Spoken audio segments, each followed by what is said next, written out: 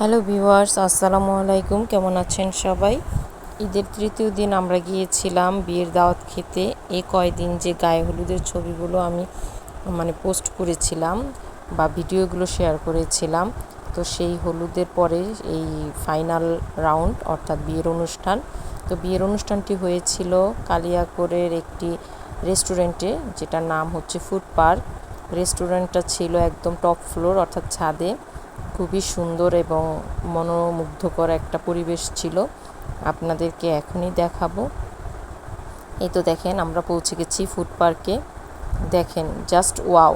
আমি তো দেখে একদম অবাক, খুব ভালো লাগছিল পরিবেশটা। এমনিতে একটু গরম পড়ে গিয়েছে, তার মধ্যে খোলা বাতাসে একদম মনোমুগ্ধকর একটা পরিবেশে বিয়ের আয়োজন, খুব ভালো লাগছিল। তো আমরা যাওয়ার পরে দেখতে পেলাম যে সবাই এখনও এসে পৌঁছায়নি, আমরাই ফার্স্ট চলে এসেছি। এই জন্য এখনও বেশি মানুষ দেখা যাচ্ছে না, সবগুলো চেয়ার টেবিলই ফাঁকা ছিল। তো আমরা ভাবলাম যে একটু আশপাশটা ঘুরে দেখি, খুব ভালো লাগছিল। আমার ছেলেও তো খুব এনজয় করতেছিল এই পরিবেশটা। তো কিছুক্ষণ পর দেখি বর চলে এসেছে।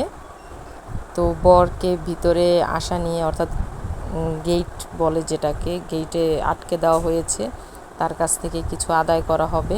তো প্রথমে তাকে বরণ করে নেওয়া হলো, এরপর শুরু হলো কথার কাটাকাটি, কে জেতে কে হারে আর কি একটা অবস্থা। এর মধ্যে আবার বউও পার্লার থেকে সেজে চলে এসেছে।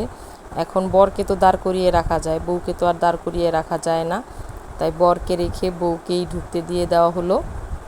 বউ চলে গেল, তো বরকে দাঁড় করিয়ে রাখা হলো, কারণ দেনা পাওনা এখনও মিটানো হয়নি, এই জন্য। বর তো খুব ব্যস্ততা দেখাচ্ছিল। তো যাই হোক, এরকম করে অনেকক্ষণ বাকবিতণ্ডা চলতেই থাকলো, কেউ কারে নাহি ছাড়ে, সমানে সমানে, এমন একটা অবস্থা। বর কিন্তু দেখতে বেশ কিউট ছিল। তো অনেক তর্ক বিতর্কর পর মধ্যস্থতাকারীরা এসে মধ্যস্থতা করে বরকে ছাড়িয়ে নিয়ে গেল। তো এই তো দেখেন, এখন খাবার পরিবেশন করা হবে। তো সবাই টেবিলে বসে যাচ্ছে খাবার খাওয়ার জন্য। পরিবেশটা খুবই সুন্দর ছিল। এখন খাবার খাওয়ার পালা। তো আমি রাইসের সাথে প্রথমে নিয়েছিলাম টিকা কাবাব, তারপরে নিয়েছিলাম রোস্ট, এরপরে ছিল চাইনিজ ভেজিটেবলটা খুবই মজা হয়েছিল। তারপরে ছিল গরুর মাংস। এই রেস্টুরেন্টের প্রত্যেকটা খাবার জাস্ট ওয়াও! গরুর মাংসের কথা আপনাদেরকে কি বলবো, দেখেন। এরপরে ছিল দই। এরপরে কাজী সাহেব চলে এসেছেন বর বউয়ের বিয়ে পড়ানোর জন্য। তো বিয়ে পড়ানোর আয়োজন শুরু হলো। অনেক কথাবার্তা শেষে বিয়ে পড়ানো শেষ হলো। এরপরে শুরু হলো ফটোশ্যুটের কাজ, অর্থাৎ সবাই ছবি তুলবে। অধিকাংশ লোকই চলে গিয়েছিল, যেহেতু অনেক রাত হয়ে গিয়েছিল।